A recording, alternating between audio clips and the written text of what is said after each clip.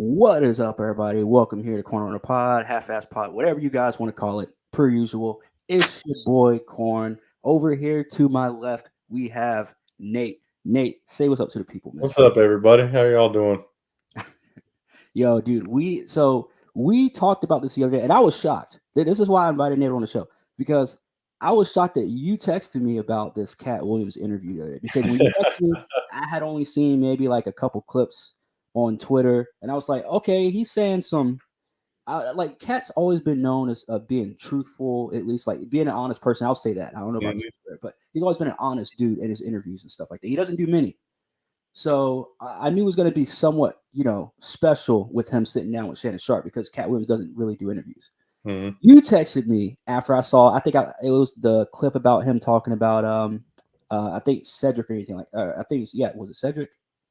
It might have been either Cedric or the other one. But you had texted me and I was like, okay, now I know I need to watch this shit.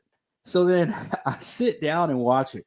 And this dude is going all, I mean, we're obviously going to get into it, but I mean, this guy is just going all over the place. And then it started to get a little more serious because he started getting into Hollywood, mm-hmm. and the stuff that goes on behind the scenes. And I'm sitting here like,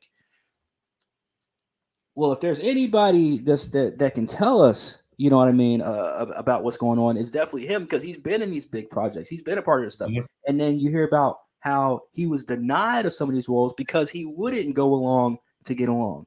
And I don't think anybody can sit here and say like he's telling 100% the truth, like everybody knows. But now we're starting to see other actors and other comedians come out and talk about this shit. Even though, I mean, let's give everybody before Katt Williams done this, that they've come out and done this as well. But it's 2024, guys. Like people have been more speculative, right, about Hollywood and the way they work, and even more speculative as time goes on. Now it's like right here in front of our faces. Like I've been saying for years at this point, like these executives, these companies, they don't care anymore what we think, how we feel, what the secrets that we know. Because you know how easy it is for them to just say, did it happen? Wasn't us. Like it's so easy for them to do that. So Nate, I'm sitting in this interview. Oh, I'm not sitting in it, but I'm sitting here watching this interview. And Katt, he's starting off. Everybody's getting it. Cedric, he's getting it the worst. Obviously, as always, the whole interview, pretty much. Dude, this dude was the absolute butt of the joke, man. Like this dude was he was getting it hard, bro. And then, I mean, rightfully so. If all this shit is true, what he said about Cedric the Entertainer, I mean, rightfully so, man. I mean, because comedy, I mean, think about your profession. Somebody steals from you, and essentially steals money, fans. And now a stand-up special, you know what I mean, a comedy special from you. I mean, that's your bread and butter right there. They steal that from you, dude. I probably wouldn't forgive him for that either. You know, you perform in front of 2000s saying, your own original joke, and then 3 years later, this guy's telling 20,000 people, 30,000, 40,000 people the exact same joke and saying it's his. I mean, was it just, for Cedric to catch this? I don't know, man. But if true, I'd probably say yes. Definitely say yes. I would say, yeah. Yeah, man. I kind of felt bad for Cedric a little bit, but when Katt kept saying like he took this from me, he said this, and he kept it. I was like, well, I guess from what he said, I don't know if it was show or not for the interview, but the way he talked and the way he knew things, Katt's a lot smarter than we think he is. Oh, yeah. I mean, you hear about his childhood, him growing up, and he said he spent like 8 hours a day reading, not just in school, just reading 8 hours a day. So I was like, all right, so he gonna drop some big, because he always drops big words on people too. So I already knew that he kind of had a pretty good vocabulary, but damn, this dude got recruited by a college, or what was it, a science college or something like that? At like 12 or 13. Jesus Christ, man. I'm telling you, man. Yeah, he's and like you said, he's moving. And I caught on the little mannerisms he was doing too, because he's sitting there and he's rubbing his knees and he's going back and forth. So you could tell that like he was a little. I don't know if that was just because of alcohol or maybe he was just nervous because he knows once this shit gets out and you start talking about the people who shall not be, the powers that shall not be. You can get a whole case of heat catching your way. I think it was more nerves than anything. That was a nervous posture. Not saying that I rub my knees when I get nervous, but you could tell he didn't want to say the wrong thing at the wrong time. Well, I mean, yeah. And the problem is, I'm sitting here, listening to this interview. I'm surprised I ain't having no fucking popcorn, bro. Because the way this dude was just, it was like sitting here watching a movie, man. I'm just like, bro, we've seen this in so many movies.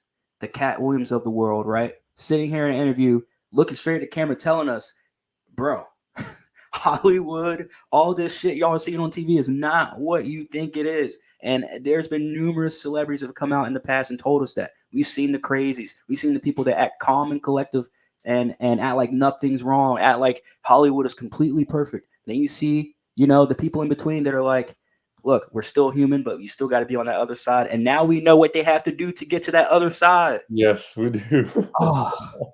I didn't hear it in detail before, man. That's hard to believe. That story where he said it came down to him and Ludacris. Yeah. But you see who has 10 movies making $20 million a movie. That's another thing, man. Like I heard somebody, having a conversation earlier, and they were saying, well, think about it, man. $20 million a movie, basically like $100 million, right? You're guaranteed $100 million, and all you gotta do is, huh? And I'm just like, bruh, y'all have no idea, man. Like, y'all are so willing. That's the problem with everybody today. That's the whole problem with society today. Like, there's some things that I'm like, hey, we'll pay you for it. And I may think about it like, okay, I'll never be dishonest to not, in order to make money. And I'll never go against my morals to make money. But there's some things, hey, Corn, you want to go jump off that, we'll set this dumpster on fire. I know you never skate. I know you haven't skated in about 20 years, but take a skateboard. We'll pay you $50,000. You can take a skateboard right now. No experience, basically no experience. Take a skateboard right now and try and do an ollie over that flaming dumpster. $50,000, I may consider it. I may consider it. But you're talking about going to these Illuminati parties, getting fucked in. No, I'm good. I'm good. You can't offer me you can't offer me enough to do anything like that. I'm telling you right now. So I'm sitting here watching this interview. Katt starts off, everybody's getting the worst. You're going from Steve Harvey to Ricky Smiley to Ludacris, all the way to Faison even catching a stray, man. And then he starts talking about every movie. This is something I didn't even realize. Every single movie, Faison doesn't have a shirt on. And I'm sitting here like, wait a minute. Damn, he does, like, every movie I've seen Faison love in, he does take his shirt off. Like, I've never really noticed. I need to get the movie game up. Shit. Yeah. So at the beginning of this interview, he's just letting it all out, right? On all these different comedians. Some of them I already knew some stories about. You hear some rumors that, so-and-so, he ain't what you say he is and blah, blah, whatever.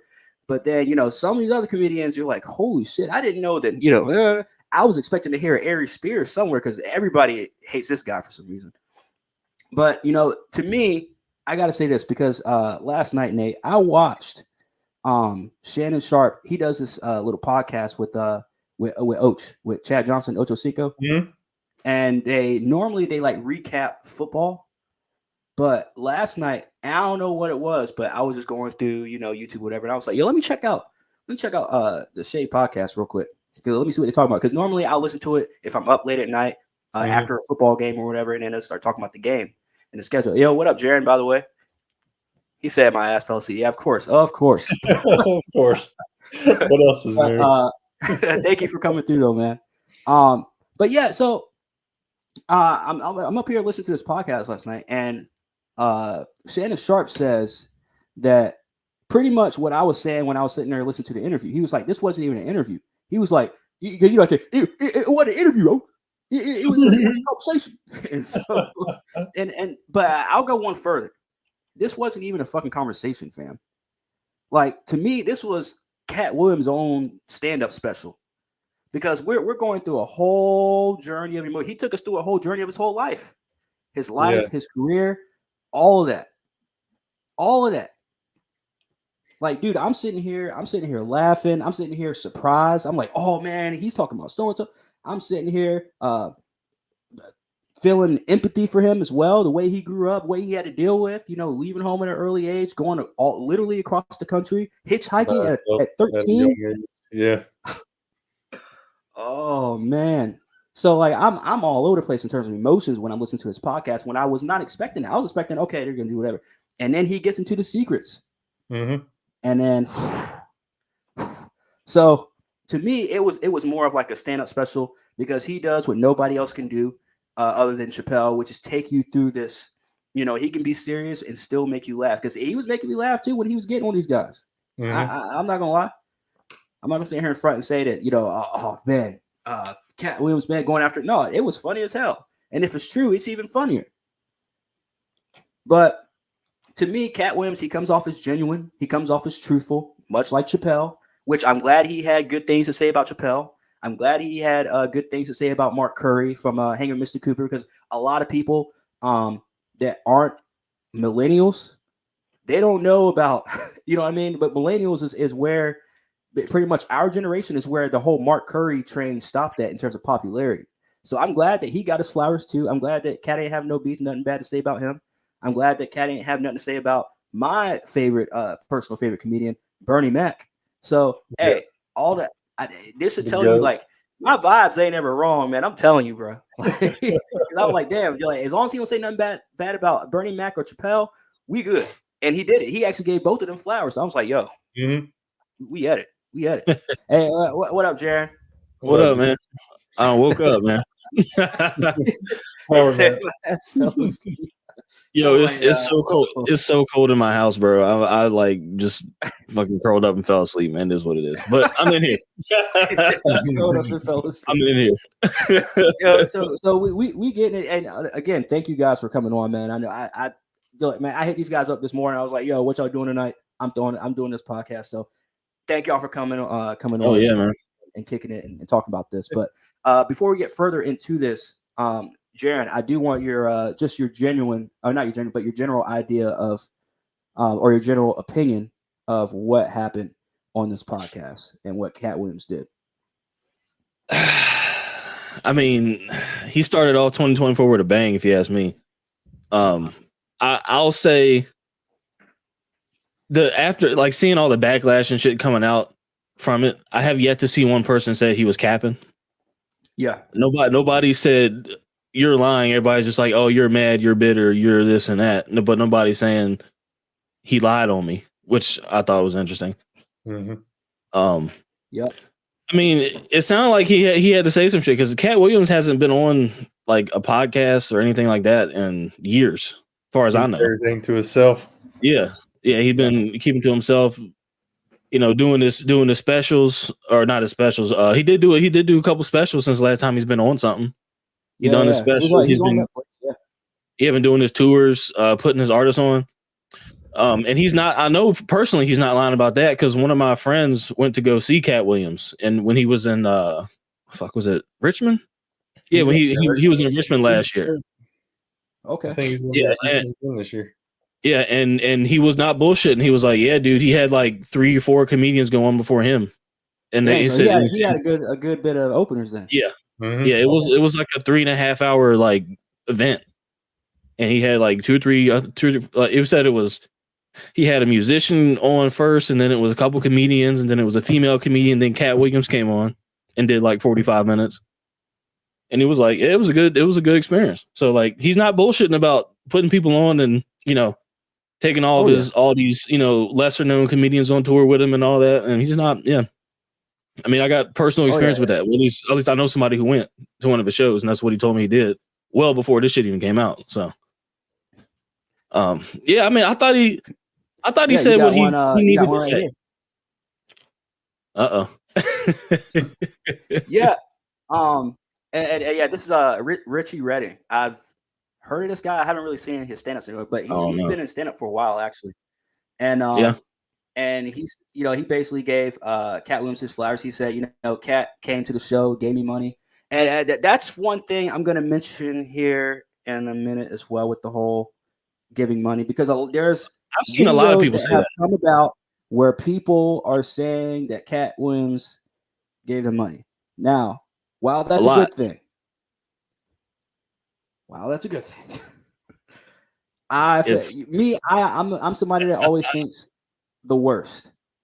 I'm like, what's best case scenario? What's worst case scenario? Katt Williams came out and already said in this interview, he said they can't. It's not like they can get me on anything. I don't do anything, and that's the way I always feel. I'm like, you could, I'm not afraid to say whatever because you ain't gonna get me on shit. I don't do nothing. Yeah. So Katt Williams saying, "Yo, they can come after me all they want. There's nothing there." However, the whole giving money, showing up, having women give the cash to the comedians, I feel like that's gonna come back and bite him in the ass. What makes you say that? Are you about to? I mean, put it on they could later probably or whatever? I don't know. IRS something. I don't know. Yeah. I mean, I mean, on the business side of it, now he paid a whole bunch of comedians and it wasn't taxed. But he's taxed on that money being business expense. Like it's a cash withdrawal. So depending on how he has his business set up, it could be an owner's withdrawal, and in that case, he can do whatever he wants, or it's like a business expense, a road expense, which is already taxed anyway at that point. He's just using cash. How does that work? How does that work? Because if they just want to get him just hemmed up on something just to like smear his name, could they still do that or not? Since they could try. It depends on he better have a good accountant. If he's got a good accountant, he ain't got nothing to worry about. Okay. Because businesses pull cash out all the time to do shit. That's not an issue. It's just is the cash accounted for? You know what I mean? Like, is the cash coming from operating, like from revenue? Like, are you taking revenue and then essentially he's not paying any employee tax unless he's giving all them people freaking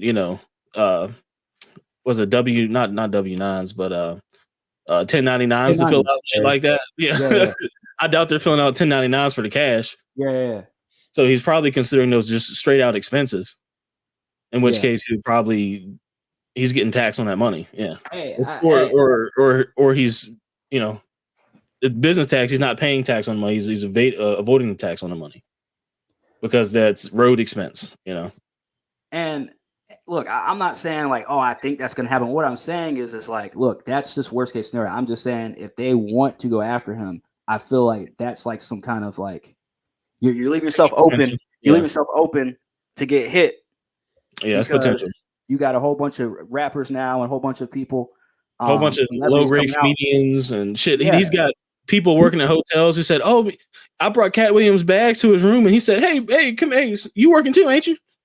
Hand him $40 here and there. Like I've seen people commenting on like videos on Instagram talking about, "Yeah, I did a 5-minute set. I wasn't expecting no money, and Katt Williams threw me $750." Yep. Boosie came out. Boosie came out yesterday with a whole video and said, "Hey, look, man. Once I got out of prison, man, I showed up and Katt Williams threw $15,000 cash. In my part, and I'm just like, dang, man, this dude been this dude moves in silence, bro, in silence, and that's another reason why I'm like, look, there's no reason for him to sit up here on a podcast when he doesn't do interviews and lie. Exactly. It doesn't add up. So to me, I won't say I have to believe it, but I believe it. I believe it. Yeah, now I am going to go back to that moment, Jaron, where you talked about the whole 2024, because that line that he said about is 2024 shit's going to be exposed this year, and look right at the camera and said it. I'm gonna come back to that because I have another theory on that. But you know how I am, man. But I mean, look, I obviously didn't agree. I obviously don't agree with the whole Taraji P. Henson stuff. But that whole ordeal, but that's a whole nother hole to dig another day. I will say, look, we'll get into that. We'll get into the whole 2024 thing real quick, because I do want to talk to you about that and pick your brain on this. So he looks straight at the camera and says, "It's 2024. Shit's gonna be exposed this year." He's like, and then that's when he goes into the whole line of, that means that if you got something to hide, or if you ain't got nothing to hide, then you ain't got nothing to worry Coming about. out. Pretty much what he said after that. Like you shouldn't be worried, and if you are worried, then that should tell us everything. Yep. I agree with that. However, when we're talking about the first week of 2024, bro, and he's sitting here and he looks straight at the camera and says, 2024, everything's getting exposed. It is though.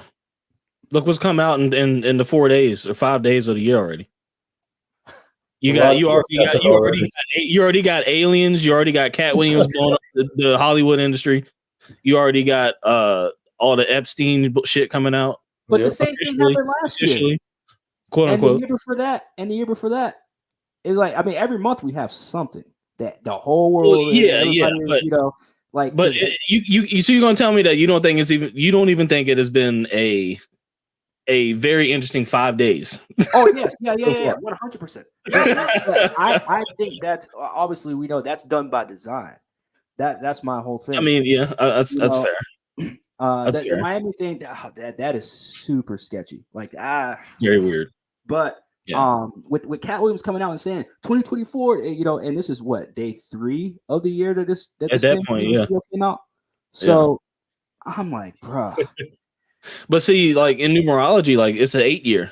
The 8 years is a year of balance. So, you know, it's the year of karma. So like if you've been fucking people over and shit, the universe is gonna put you on blast regardless. Come right back around. Yeah. So I mean, it's literally in the stars too. So I mean, I think that's part of what he was getting at. That's why he's saying there's God's side and the other side is like he's basically talking about karma. That's how I took it. It's like you're either on the good side of it or you're on the bad side. But either way, you're gonna get what you're gonna get. Because it's that kind of year. So you feel like he's doing his diligence for the exposing side because all the people did him wrong. And he was like, you know what? I'm just gonna put everybody on blast. That's kind of how I took it. But yeah, I mean, I did take it, you know, and the whole like, look, y'all been lying on my name. So I'm gonna have to clear that whole thing up. And that's what he spent the first 30 something minutes on. Yeah. And Shannon Sharp did have all them fools on his show. Yeah. He had all them fools on his show and they all did like they all did say some shit. I don't know if they were all lying on Katt, but he went in on everything that everybody We saw the evidence that it took people no time to get the evidence, which that shit is crazy. That the algorithm is a motherfucker too, bro. Between Katt Williams on Comic View and then the Cedric Entertainer doing the exact, you know, the whole. Yep. And I'll bet you $20 that AI did that. I bet you ain't nobody put that. I bet you AI put that shit together. I bet you that was all algorithm. I bet you it was all algorithm. What you mean? Like, because look at how much, I don't know about you, but I'm seeing a whole lot of Cedric the Entertainer shit pop up that has not even come up at all in years, and you know, shit he did one season of is now popping up on YouTube, and it's just like that shit got so popular so fast, the algorithm's eating that up, and everything in that is now being put into people's realities, like including the mashup videos, where I personally think that is just been created by AI. By AI, like you talking about the actual video, just straight up generated and pushed out by AI. Just be popping up, bro. Man, I really do, because all that shit's already been on the internet. It don't take it's a supercomputer. It don't take it no time to put that shit together. Yeah, and it wasn't no crazy transition. It was literally the one video, a fucking Windows Movie Maker transition, then the other video. Like it wasn't nothing crazy. I don't know. I think that the algorithm is at play here too. Hey, you saw what on Instagram? Yeah. Oh fuck, man. Yeah. They testing out that meta shit, bro. Yeah. That's that meta mashup shit. Hey, Nate, what do you think about him looking into the camera and saying, "Look, 2024, we're exposing everything." Like, how do you feel about this whole ordeal of everything being exposed in 2024? What does that mean to you? There's a lot that could be exposed with the movies and comedians and everything going on. It's hard to tell what's going to happen. Whether or not he's the one that does it, with him being silent but deadly. Yeah. It's hard to like. We're in the second week of the year now. There's not even. But almost. I think from the movie aspect, a lot's going to be exposed. Whether it's a comedy movie, whatever genre of movie, because we know of 2 movies coming out that can expose a lot. Oh, you're talking about Civil War? Civil War, and the other one that I can't say. Oh, the Society of Magical Negroes. I can tell you right now, man. There's going to be a lot of movies like the Society of Magical Negroes or whatever the fuck it is. It's just, I feel like that movie's or whatever. Yeah, whatever the fuck. Yeah, so we're gonna have a whole year of that. They just came out with a remake of Color Purple, and of course, I just mentioned Boozy. He even put out a tweet and said he walked out, took his kids out that movie halfway through. Flop. Are you serious? Boozy tweeted out like 2 or 3 days ago and said that he had to take his kids out the theater halfway through Color Purple. Color Purple, the remake. Bruh. Jesus Christ, it's that bad. It's that fucking bad. Bruh. I do want to show you guys this. I got a couple clips to show y'all. So, for his people. That's why you know what the number one job of somebody that sold their soul in Hollywood is? What? Is to act like it didn't happen. Exactly. The big facts. They all do the same. And he already white and been in comedy for 25 years. If what I say, shout out to Gary Owen. I got a video. I got a response from him too that I'm gonna show as well. But he's one of my favorite comedians too. Shout out to him because he ain't changed. The case. It's a cabal. It's a consortium. They rock with who they rock with, and they don't with who they don't. But I'm not scared of being the competition any more than you were when you lined up across from a superior team. Yeah, on paper, they're a better team. Right. They have all the assets and resources, and we don't. But let us get on the line, boy, and see if that factors in. I guarantee you it won't. Come on, boy. Because I like it, man. I fuck with Katt, bro. I fuck with Katt. He's got to be a different person than that other person. Absolutely. And he always was. That doesn't change when I change teams. That remains the same. That's how a legacy is built. So all of these shortcut takers, they canceled me for talking about Harvey Weinstein before the thing came out, but he offered to suck my penis in front of all my people at my agency. What am I supposed to do? He did all of that. I'm thinking I'm the only black person on the script. I get there, it's 3 other black guys on there. Woo. Huh. So you wonder what they did to get there. I told him no. What y'all do? And this is why when I walk in a room, heads go down. Behind my back, I'm nothing. I'm just a regular old comedian that's bitter and jealous. But in my face, no. The king has walked in and they have to respect it only because I've not taken the shortcuts. I've not been funded. They pay you to not talk about things they don't want you to talk about. Also they tell you that themselves. You know what this shows me? This shows me Katt Williams is balanced, bro. He is balanced. Yeah. Mm-hmm. Yeah. This is a guy, like literally you talk about what somebody should be balanced spiritually, mentally, because this is a guy that he openly tells you, like, look, there's some things that, I sin a little bit. I drink. I love the ladies. Whatever. Yeah. I smoke weed. You know what I'm saying? That's not really a sin, but I mean, right. I mean, fair enough. At the end of the day, he's like, look, like I'm a good person. I'm out here helping out people, and I ain't trying to ask for nothing back. I got people calling me trying to thank me, and I'm telling them, no, don't even call. Like, nah, hang up on them. One dude said he tried to call him, tell him thank you. He said, Katt Williams said no and hung up. like he don't want it. Like this to me, I'm not saying I want to be, but this is the kind of person that I feel like people should try and strive to be, not like a comedian, but just as a person. They have a bit more of that in them for sure. You know. Yeah. But because he also with the shit too. You know what I'm saying? Like you try to you want to press him, you gonna be with the shit too. Well, he did. I feel like that's what people need as well.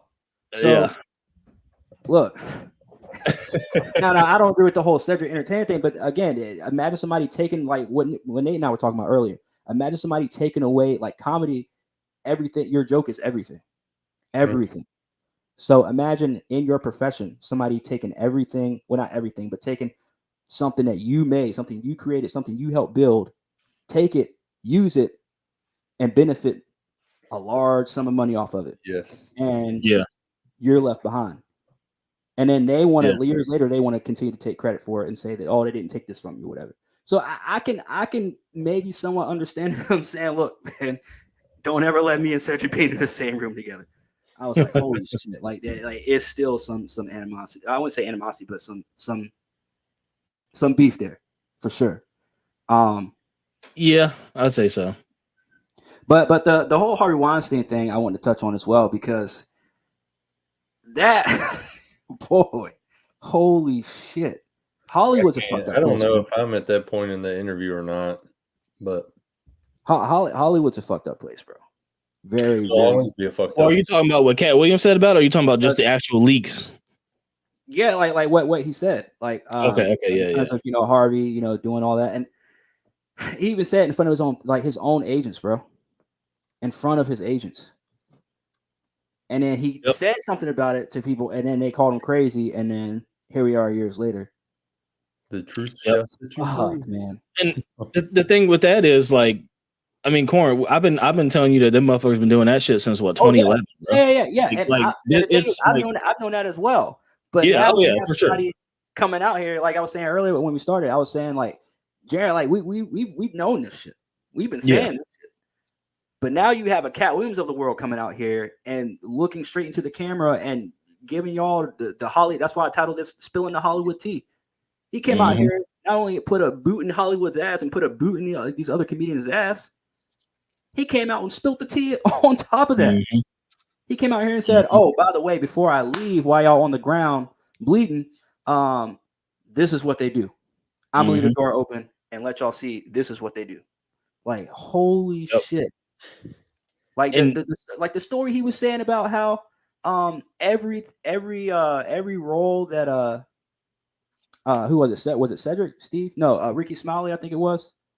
Oh no, Yeah, Kevin Hart. He named so many fucking comedians I can't even remember. Kevin Hart. He said that every role that Kevin Hart got, they tried to give to Katt Williams first. Yeah, No, that was he said that about Ricky. He said about Ricky Smiley. I think. Oh, about Ricky Smiley. Okay. I think so. Yeah, I don't think that was Kevin Hart. He said that about. Oh, okay. No, the only time I thought Kevin Hart because they're both short and got the high pitch. Because even Katt Williams said, like, they came out and wanted him to play gay roles, and then that whole rape scene thing that allegedly they tried to say, and then Ice Cube came out and said that there was no there wasn't supposed to be a rape scene in it. Let me see if I can find it. This whole thing is like 9 minutes. I was about to say I just saw that pop up on my phone. Oh, you did? Can y'all hear this? Shoot these movies. Now it's kind of buffer, but pretty much it's a 9-minute video, anyways. So pretty much what he said was like there was never going to be a rape scene in a movie. He doesn't even do that in the movies. It's supposed to be, a cultural movie, whatever. A lot of people responded to this shit, man. A lot of fucking people responding to this shit. And I mean, Ludacris came out with a song, diss track. Not a song, but a little. He dropped a 16 on him. He dropped a verse on him. I'm like, what are we doing here? You're not gonna mention any of the shit that he said. You're just gonna come out here and do a rhyme. I'm like, bro, y'all are fucking. But see that I could have sworn somebody texted Luda and was like, yo, like his PR guy or somebody was like, hey, don't say nothing, just come out with a rhyme and people will forget. Like, but see, that's what I'm saying. Come out with a rhyme, like you would think Ludacris would be smarter than that, bro. But if you listen to what Katt said, Ludacris ain't really making many of his own decisions. He's bound by contract. The Illuminati. You know what I mean? Yeah. So again, they proved his point, but that also goes to what I was saying, which is like Katt came out and said what he said, and he called out so many people that, and keep in mind the algorithm is on the side of Hollywood, right? Because that's what it does. I think that he inadvertently made a whole lot of people who weren't relevant again for at least this next week and a half, 2 weeks, whatever, 3 weeks, whatever it's going, however, whenever the buzz starts to die off on this thing. And now everybody's coming out and trying to get in while they can because everybody wants to hear responses and it's hot. And then it's just like all the attention is circulating back on that shit. So it's like, yeah, he came out and said that they were all bullshit, but everybody still wants to hear what they got to say because what he said was so crazy, quote unquote crazy, that they're going to take that and get some clout, if you will, or whatever off of that and keep cycling it back and forth. And now it's going to be this whole thing. And like, that's, and whether, good publicity and bad publicity is still publicity. So no matter what, these people are going to get, they're going to get back in the limelight for a little bit. Ain't nobody thought about Cedric Entertainer in the last 5 years. Like, honestly. That's why he come out, got his shit popping up on my YouTube. His shit, he come out and did a whole thing. Of course, Shannon Sharp did the interview with him. That didn't even crack 1 million, did it? Like I didn't look at. I know the one with Steve Harvey cracked like 9. Yeah, well, Steve Harvey's still relevant. He's still doing Family Feud. He's still in the limelight, at least. Yeah. Cedric Entertainer been chilling.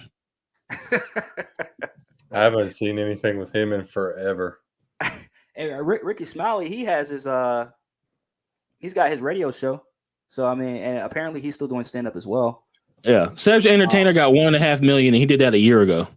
And Katt Williams joint got 18 million in 2 days. I'm just saying. Oh my gosh! I'm just saying. Oh my gosh. Hey, let's not forget. Hey, I'm gonna show y'all this real quick. Okay. Gary Owens. Oh no! Wait, what were you saying, Jan? I was gonna say, let's not forget Shannon Sharp licensed his media company out to Colin Cowherd's company, so he owned by Colin Cowherd. Oh shit! Are you for real? Yeah. I forget the name of the media company, but yeah, he sold that. He signed that contract right before he started really picking up all the steam. After he left First Take with Skip, his media company signed Mike Tyson, pretty much. Yeah, basically. His media company signed to Colin Cowherd's media company. Yep. Because Mike owned his own shit until later on, and then that's when he started getting different co-hosts and. Yep. Colin Cowherd, man. That's what Shannon Sharp did. Cowherd, he's got some pretty good takes, but to put, how are you that big, Shannon?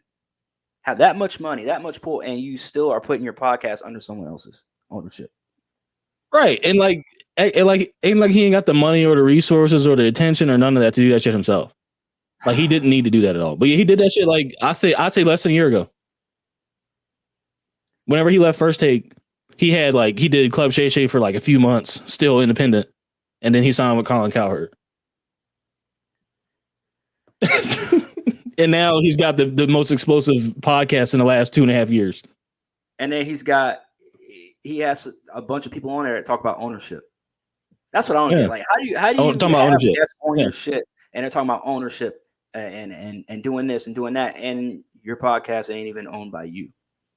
And your name, not anymore.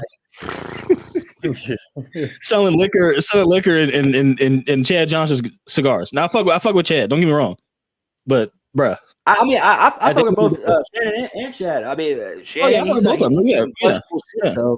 On don't forget it. He said some questionable shit on Undisputed these past few years before he left. Yeah, but I mean, I still fuck with him though. I mean, yeah. Yeah, I'm gonna rock with them, but it is what it is. I just had to put that out there because I don't think many people even realize it.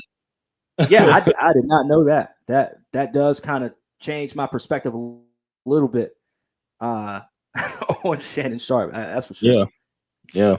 And we always say, hey, like, just be honest. Don't say something behind my back. Whether you like Katt or not, he's not gonna talk behind your back. However he feels about you, that's how he feels about you. Now, he did say one thing.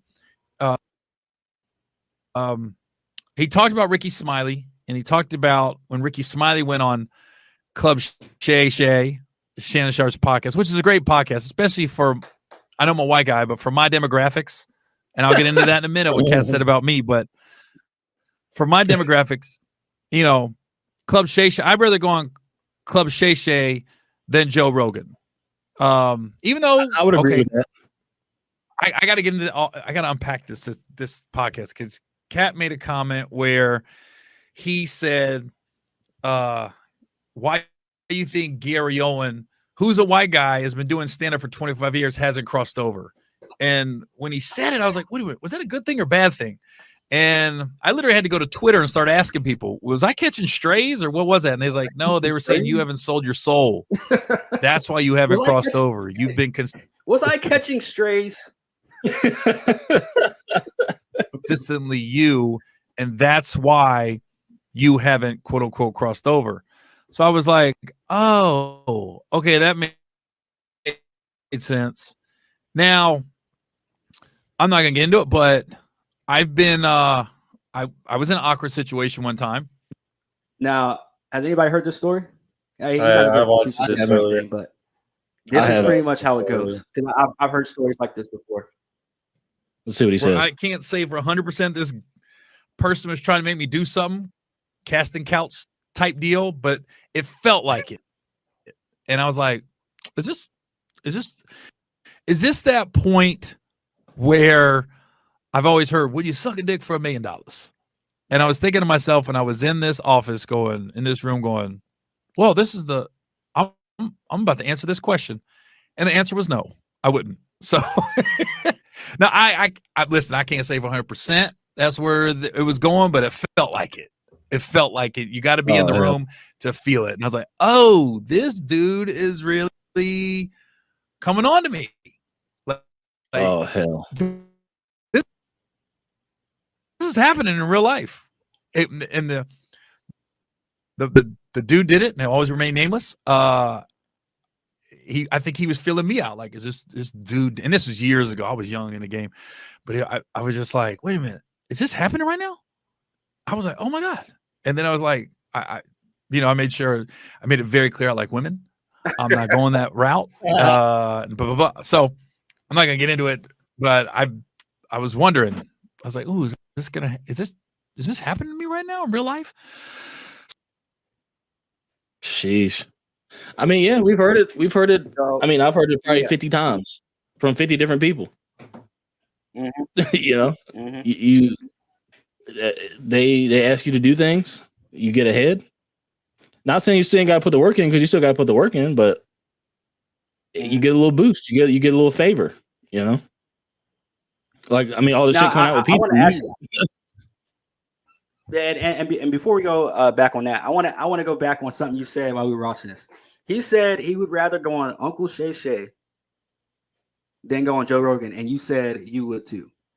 You'd rather go on Sharp's podcast Uncle Shay Shay because he got Henny. real though, in my opinion. From video. At this point, have you watched Joe Rogan recently? Have you watched Joe Rogan recently? No, not recently. Best.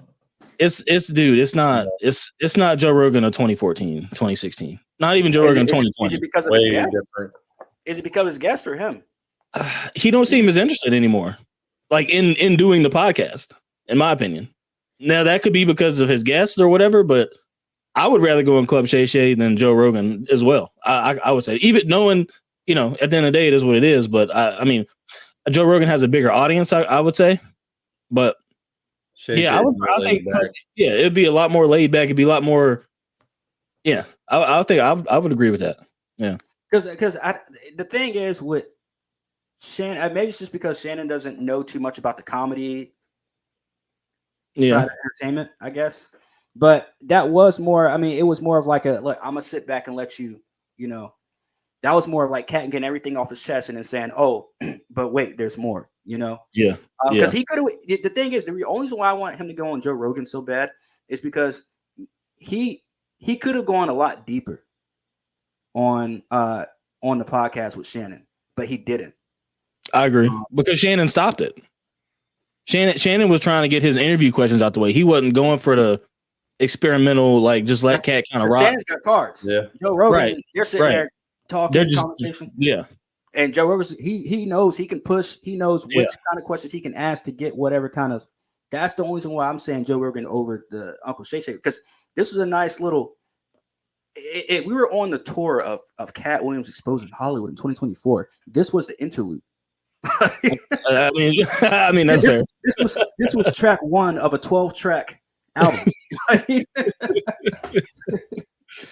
Now I don't think that's going to happen because Katt Williams doesn't do interviews. But Joe Rogan Right. came out earlier yesterday and tweeted out and said, I would love to have Katt Williams on the fucking podcast. I think he should go on Joe Rogan too. I think he should. I think that'd be good for them because they're both good comedians and they're both funny. I think that'd be a good, and I think they'd be able to get more into the comedy business aspect of it, where Shannon Sharp was just trying to do like a general, like, tell us about your life, your story, tell me about a few things that you did. You know, was this true? Is this not true? Which is what he did with Katt Williams. And Katt Williams was trying to get a little more deeper into the nitty gritty of things, where I feel like Joe Rogan would have done that, you know, off the rip. The other night, you texted us and said that he had a very interesting childhood. Boy, I did not know that. Yeah. I didn't either, bro. Holy shit, man. He had a wild childhood, man. Yeah, man. Wow. I didn't realize he was that smart, man. Mm-hmm. Yeah, that's what me and Nate were saying. Like, He's so smart, he's dangerous. Mm-hmm. mm-hmm. He said he had like a 168 IQ or some shit like that. Like, that's genius shit. Like, that's Harvard. That's all that. Getting offered a scholarship at 12, Yeah. Left the house at 15, 13. 13. Yeah. Yeah. Mhm. Like, Not only that, moved all the way across the country down. Yep. yeah. Said he, Florida, then to Oklahoma, then California. Like, oh, he said he man. read 3,000 books a year by the time he was between ages 8 and 12. Like, Mhm. that's He said a he lot of read 8 books. hours a day. Yeah. Yeah. 8 hours a day, man. Nuts, bro. Read the whole encyclopedia front to back. That shit had me dead. I was like, bro. But not to get off this subject. You know Andrew Schultz, right? That comedian. Yeah. Gosh, Yeah. He's very smart also with his From Flagrant, right? demographic Yeah. stuff. Andrew Schultz kind of blows me recently, I should say. He I don't know. Andrew Schultz, off topic, obviously, but I don't know. He's kind of rubbed me the wrong way recently too. Has he? That Flagrant show is annoying. Yeah, that's what I know him from. I only know him from the shit he did with that he was doing with Charlamagne. And I watched one interview he did with one of the guys I listened to Lee. I forget his first name. Bobby Lee. Yeah. He did a podcast with Bobby Lee, I think last year, and I for some reason I watched that. I just watched random shit. I know I am. But Probably is random. so he also mentioned that he actually told them to go and get Brandon T. Jackson for Big Mama's House 3. That was the one where I was like, where he said, "Yo, Martin said, yo, you my boy. When when I get a next joint, you in there, I got you." And then he says that Martin Lawrence told him to put on a dress in front of everybody. So this is Brandon T. Jackson, because it didn't really work out for him after Big Mama's House 3. And so he's gonna go into this. And you mentioned the dress. It's a big conversation about that. Did you get like slack when you wore the dress at that moment? It was like wasn't slack from people. Only Katt Williams. Katt Williams was trying to always say, Brandon, don't wear a dress. He called you, or is this? No, he was saying it in the media, so I thought he was heckling me. He was really trying to help me at the time. I didn't know that. I was immature. Right. I feel like, dang, why I'm trying to make it. Why you bashing me? And then he was trying to warn me, don't get in the dress. So the Awakened brand, you couldn't pay him $1 trillion to get in the dress. Yeah. Was there like how did you present that? Well, you knew right away you had to get in the dress. I did the scene on Lottery Ticket. Okay. That scene on Lottery Ticket. After that, they were pushing his dress on me. It was something about that scene that touched. He said they were pushing the dress on him. Mm-hmm. Because that's what they do. Because he said when he went to Friday After Next, and they said, "Oh, you got to wear this, you got to do that," and he said, "No, I'm just not going to fucking do it then." And they're like, "Hold up, we'll have you do it." And then they rewrote the. Well, he rewrote the script. Yeah, Funny Mike, he was saying, yeah. So the fact that they're trying to push it on young Brandon T. Jackson, that's how they get you, man. I mean, look at Orlando Brown. I'm starting to believe him a little more after all this. Orlando Brown, yeah. When I think I was too real. I think they did the same thing like to Tupac. When they you too real, they start looking at you like, hold on. How'd this slip past us? Who's this guy? You know what I mean? And then it's like, you know what? Yeah, he might be a kid. Just put him in a dress. What do you think the dress is about? Is it to tone us down, to tone that realness down? I think the dress, personally, is a thing that is not in our culture to do. And I think everybody will want to put their culture on us. And no, not to hate your culture or your God. Mm-hmm. If your God say you can put on a dress and your culture is normal for you, that you have the right as a human to choose that. But me, for my God and my culture, my ancient culture, we didn't do stuff like that. Yeah. So I was cursed by it. Dang. I believe it was a curse that went with that personally, because nothing went right since then. That's truthful. No one can tell me, hey man, you thinking too much, man. Sit down, man. Everything went wrong. Just like everything went right. Everything went wrong when I put on that dress. Damn. I'm telling you, I lived it. Yeah. That's nuts, bro. That's crazy. Damn. But see, it goes right for some people too, because look at Kevin Hart. Yeah. He was like, I've never put on a dress or whatever. And like Katt Williams said, you end up doing it. But remember, he put a damn dress on SNL. Hey, you talk about AI? I saw that interview he did where he was asked about it too. He was pressed about it, about the dress thing. Mm-hmm. He said exactly what Katt Williams said in that interview too.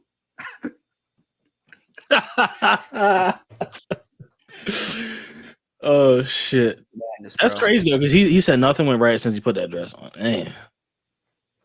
Nothing. Hey. It's a Madden curse. Yeah. But for Hollywood, Hollyweird. Hollywood curse night. You got the Hollyweird curse. So I have to ask you though, man, because he gave a lot of guys their flowers too. Dave Chappelle, he gave the flowers to Bernie Mac, Mark Curry, Richard Pryor. I think he said Red Fox as well. I'm not too familiar with Red Fox. He even said Jeff Foxworthy. He gave Jeff Foxworthy his props, like actual funny, like everybody he mentioned and gave props to. They wrote their own jokes. They put the work in. Their shit was funny. Mm-hmm. Like you can't deny that. Yep. And he even went back and said, he was like, look, man, I ain't trying to grill on Earthquake or nothing, but he was like, look, I like him. He's actually funny, but he just couldn't read. Yeah. To save his life. He said he was illiterate. Look, I think opening up Pandora's box to this whole Hollywood secrets thing, it's getting crazy, because I don't think it's a coincidence that he's coming out doing this. Now we're hearing about the whole Epstein list thing. The whole internet's trying to figure out who this person is, who that person is on this whole list and everything. And then you have Katt Williams come out and say, hey, everything in Hollywood is rigged. And, if you're a normal person, that's why normal people don't really get in, and normal people don't really get to the top, because they don't do what a normal person is supposed to fucking do. Mm-hmm. In a bad way, not in a good way. Yeah.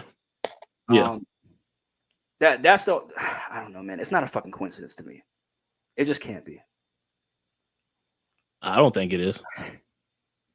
Something, I don't know. Something's gonna happen in 20. I'm not putting on any bad juju or anything like that, but like, it's way too many people right now, celebrities right now, that are literally saying. I mean, you got freaking Jonathan Majors, who just caught a case just a week and a half ago, got dropped by Marvel. Now is sitting on Good Morning America this Monday for an interview. What are we doing? What are we doing in Hollywood, man? How does that make you feel? Oh my gosh! I mean, that's wild to me. But they kind of, I don't know, that whole Jonathan Majors thing. That shit was kind of weird, just in general. Because like I thought he was going to beat the case. He didn't beat it, but he didn't get the full brunt either. He wasn't going to beat that. When I saw that body cam, I was going to show it. Yeah, when they dropped the footage, eventually, I was like, oh, he ain't getting out of that. Yeah, that's what threw it for me. Yeah, because when I did that video just the other week, I was going to put in that footage of the body cam footage. I was planning on doing it, but then I actually watched it and I was like, I can't put this shit in there. She in there laying on the ground, unconscious and shit. I was like, oh, they got his ass. Mm-hmm. But the thing is, Jonathan Majors was running around. Well, he didn't wear a dress, but he was wearing feminine ass shit. Absolutely. I think it was for Esquire magazine a year and a half ago. That's right. And I remember we sent that in the group chat. Yeah, in the group chat, because they had him on with the pink fuzzy sweater. Yep. Then they had him with his shirt off, wearing some feminine pants, and and like Katt Williams said, like, why are we taking this ugly ass nigga, and we're saying that this is the poster boy for handsomeness now? Like, yeah, I mean, bruh, what the fuck? Oh shit. Let me see. I'm trying to find that shit he wore in Esquire, bro. Or no, I think it was Ebony magazine. Oh, okay. I think it was fucking Ebony. I'm gonna look at one of them joints, man. Hey, what up, Mark? He says, "What up, Corn? Big J, Big What's Nate." good, Mark? He said, "I tuned in too late again. I got distracted watching Static Shock." Hey, shout out to Static Shock, man. R.I.P. to Virgil Hawkins, because they fucked him up in the comics now. I saw that his origin is now he got his powers from a BLM protest. No bullshit. No bullshits. But anyways, shout out to the classic Static Shock. He said, "I'll catch the replay on Rumble." Hey, facts, man. Hey, thank you for coming through, though, Mark, man, and thank you for supporting, per usual, man. I want to show you guys this clip as well, real quick. I think this is the last clip. And Hollywood has never heard this in 100 years. He was so egregious, I put in my contract that I won't work with Ricky Smiley again unless he's in a dress. Now, what was Ricky Smiley's next movie? Was it First Sunday? Did he wear a dress in it? You bet he did. It's in my contract. Why would you put that in your contract, Katt? That's where he's a believable actor. Him and Tyler Perry can't play a man to save their life. They play good women, and I believe that the best actor should be in the best role. It was savage, bro. It's He's savage. not wrong, though. Yeah, like, isn't that kind of Just on the contradictory? Tyler Perry aspect. You say, what'd you say? I said he's not wrong about Tyler Perry. Can't Oh, act no, not at unless all. he's in a dress. Not at all. But when you know the damage it does to have a man in a dress, period, Mm-hmm. and then you go and you stick another black man in a dress, and you put that in your contract. Yeah. I mean, yeah, I get it's savage. I get it's petty and everything else, but That's how they had Jonathan Majors on a black magazine, by the way. And that's what they wanted to do. That's the contract that he had to sign, whether it was physically or facts. That's crazy. I think he went back and said, please keep me in there. Please keep me in the loop. Okay, we'll put you on Good Morning America. Fuck. You know, I think that's what they did. He also had one where he wore them knee-high boots with the pink shawl or whatever the fuck. I can't find that picture standalone, but he wore the little knee-high boots that them chicks be wearing with the pink fuzzy shawl with no shirt on and shit. Yeah, they had him. Yeah, they had him busted all the way open. Yep. Feminine. Busted all the way open, bro. I wonder if it's gonna end. I wonder if they're gonna this whole Hollywood ritual thing. Like, do you think this is gonna put a dent in this whole agenda that they have going, or no? The credibility is gonna drop. I think. I think a lot of this charade shit is on its way out. I mean, there's people who are still gonna buy it and do it and not give a fuck. So it's still going to exist in some fashion. Yeah. But, hey, man, I mean, Hollywood's going to have to pivot because there's no more secrets for Hollywood at this point. Like, everything that's coming out is shit that was conspiracy theory and shit that you could literally get kicked off of platforms for like 5 years ago. Yeah. For even just bringing it up. And now it's all out, busted out in the open, like Jonathan Majors. Yeah, hey, that's getting clipped, man. That's getting clipped. Now all these secrets are sitting here with their titties out. Yeah, the funny thing is, as soon as a celebrity comes out and said it, then everybody's like, oh. That's why halfway. It must be true. Yeah, that's why halfway through the interview, I'm sitting here like, and this shit's still up. Like, this interview is still okay. Yeah. Okay. But the real one's been known about the child trafficking, been known about the Hollywood rituals, been known about the dress wearing and what that meant, been known about all the symbolism. Like the real ones, like if you've known, you've known. It's just now it's coming out. Yep. So like now it's like the average Joe now is seeing that, oh, there's some weird shit going on in Hollywood. I would have never guessed. I thought they were a great person. I love them in such and such movie. Well, that motherfucker's a deviant. It's hard to believe there's still people out there like that. Yeah, dude, I was calling Tyler Perry out with my parents when my damn dad was still alive, and that was over 10 years ago. Mm-hmm. I was like, this Medea shit, something wrong with this shit. And now look. Yep, I didn't catch on until later because my family would watch that shit like crazy, man. Like, bro. Like, not even the movies. Like back when he was doing the plays.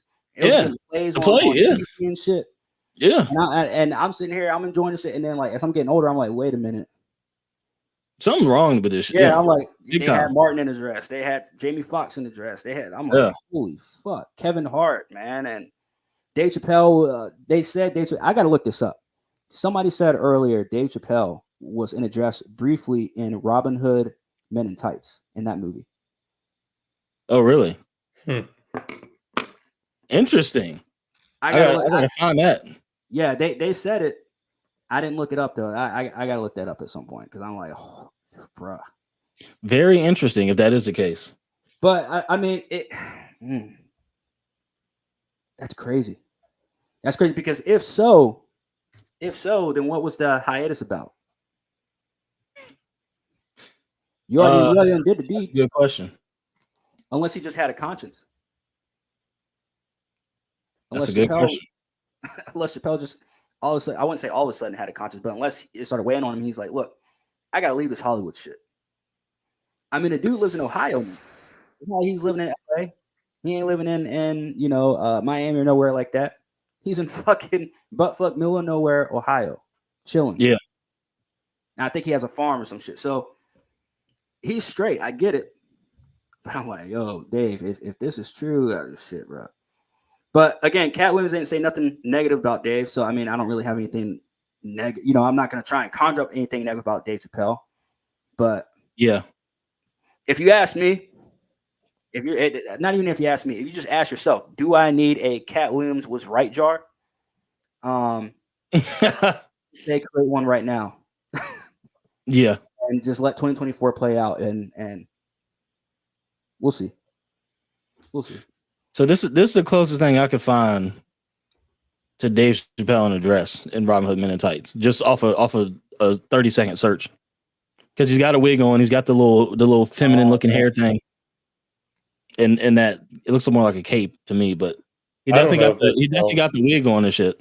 Yeah. I wouldn't say it's a stretch, but I also wouldn't say that it's yeah, it ain't convincing. When they put you in a dress, they put you in a fucking dress. You know it's a dress. They put you full blown like Chris Tucker and Fifth Element. Yeah, bro. Yeah, bro. There ain't no ambiguity about if it's a dress or not. Usually when they do that shit. So. Oh, bro. Speaking of, I got something to show you guys, man. This shit's gonna make y'all laugh. Hold on.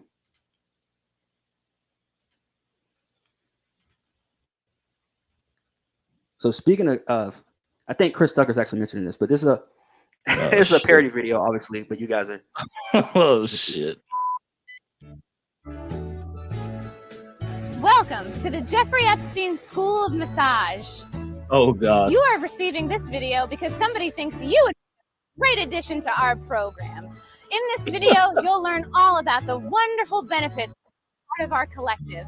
But don't take it from me. Let's hear from some of the girls. I've been here for 4 years. I've been here for 2.5 years. I've been here for 4 years now. I have been here since my daddy told me to save up for my sweet 16th birthday. What the fuck? I've always been releasing pain with my own 2 hands. Finding specific pressure points and using reflexology has always been fascinating to me. Oh, I guess that's what some people will call a massage, but I have carpal tunnel in my wrists and both the wrists from doing all my God. And my job.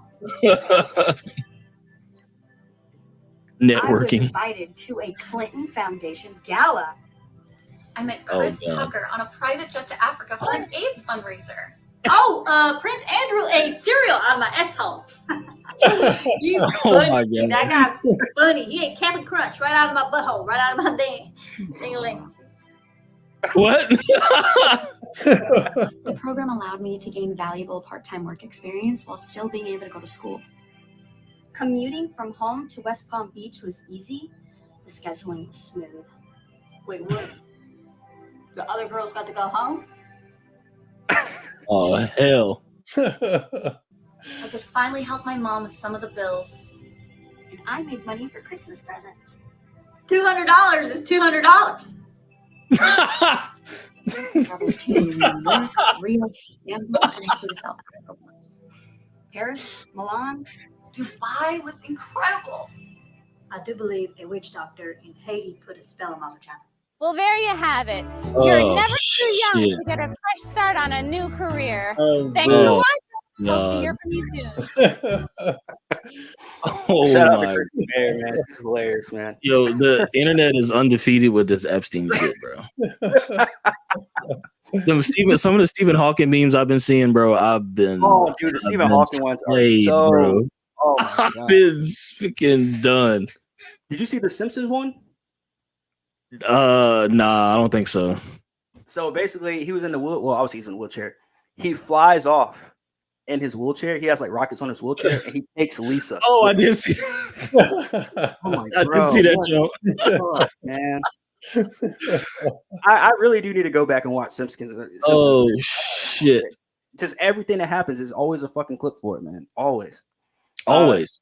Shout out to Mark. He says, Katt Williams definitely came in with the heat in an interview with Shannon Sharp. Learned that Steve Harvey is a fraud and wore a lace front, and Cedric can't think of his own jokes. The lace front. No, I ain't gonna lie. I've always thought Cedric was fairly funny. So Yeah. I was a little disappointed when I heard he stole Katt's joke, and then I saw the clips and yada yada. But I never personally really had anything against Cedric as like a comedian. I always thought he was like pretty funny. Steve Was Harvey, it Bernie Mac? No, but no, you know what I mean. But I think the funniest ones were at least in terms of Kings, Bernie, obviously, DL, Cedric. Yeah. Look, I like Steve Harvey as a comedian. He is funny, but when you say that he stole your no, he said Kevin Hart stole his story, right? That's when he said that Kevin Hart, he didn't grow up in LA. He actually was in Philadelphia, which I thought was already anyways. I thought he always no, he didn't say it about Kevin. He said that because remember he said Kevin Hart, he's like, how did you? Oh, you're right. Never mind. You're right. He did say that. Philadelphia. How did you grow up in LA? And he was like, I was, and then he said that Steve Harvey said that he was homeless. He was like, Steve Harvey wasn't homeless. That's what I was the one that was homeless. I was like, said Steve Harvey was making $3,000 a night doing shows, five shows a week. Some of Steve Harvey's stories that he tells doesn't add up to me, and I've caught that over the years. Yeah, I know you said some shit about that. Oh, Harvey? Yeah. Just certain things he says, and it doesn't. Point A to point C, B in the middle doesn't match up from every story that he says. Yeah. He had Katt Williams had me weak when he said Steve Harvey was talking about I wouldn't be here if it weren't for my wife, and he was like, you said that about the last wife. That shit had been done, bro. You had me dead the whole fucking interview, man. Like I said, this was a stand. This literally, if all he needed was a crowd, this was a stand-up special. Right, but he's just so naturally funny, like and quick witted as fuck, dude. Like his wittiness is like unmatched. Mega facts in comedy, in my opinion. Mega facts. I kept laughing at that. Wait, what'd you say, Nate? I kept laughing at that when he was saying that the Illuminati. Oh yeah, white women with ugly faces. You said light skin. And the internet came up with the collage of that. Oh yeah, dude. I saw after that too, man. Like they came up with the collage. I'm like, oh, this is gold, bro. Like this is insane. Bro, they were talking about dudes that he didn't even mention. I know. The dudes that he didn't even mention with. I was like, God. I know. He said Katt Williams said 7, but here's 8. And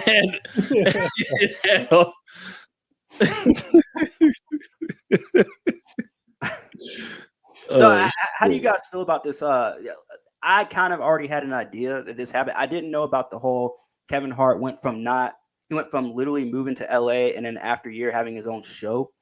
And then Katt Williams saying literally Kevin Hart is a plant. You know what I've been said about that, Corn. Yeah. I've been calling that.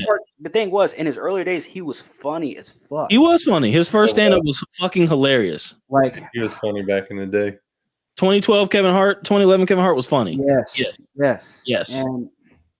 And we saw him like just gradually like decrease in terms of like how well he could do his stand up specials.